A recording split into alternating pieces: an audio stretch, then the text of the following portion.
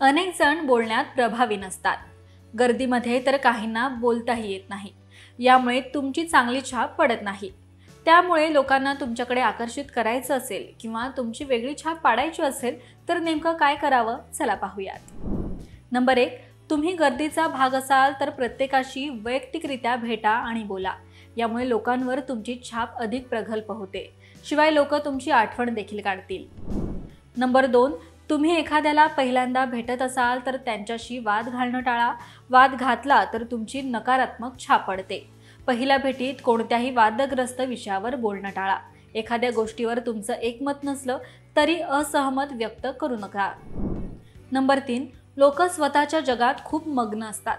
त्यामुळे बाहेरच्या लोकांना क्वचितच भेटतात। समोर जरी आले तरी देखील दुर्लक्ष होतं।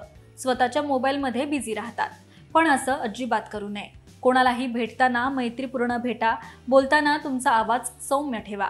यामुळे लोक तुम्हाला सहज लक्षात ठेवतील। त्याचबरोबर पुढच्या वेळी तुम्हाला भेटण्याचा प्रयत्न करतील।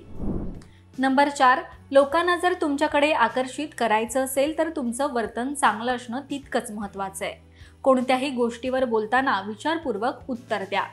काही गोष्टींवर बोलताना ज्ञान असणं आवश्यक देखील आहे।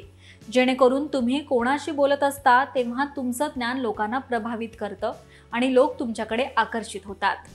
नंबर 5, एखाद्याला भेटताना नक्कीच मदतीचा हात द्या। लोक उपयुक्त स्वभावाची व्यक्ती दीर्घकाळ लक्षात ठेवतात।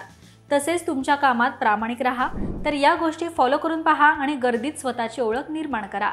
आणि हा व्हिडिओ तुम्हाला कसा वाटला हे कमेंट करून नक्कीच सांगा। पाहत रहा महाराष्ट्र टाइम्स। धन्यवाद।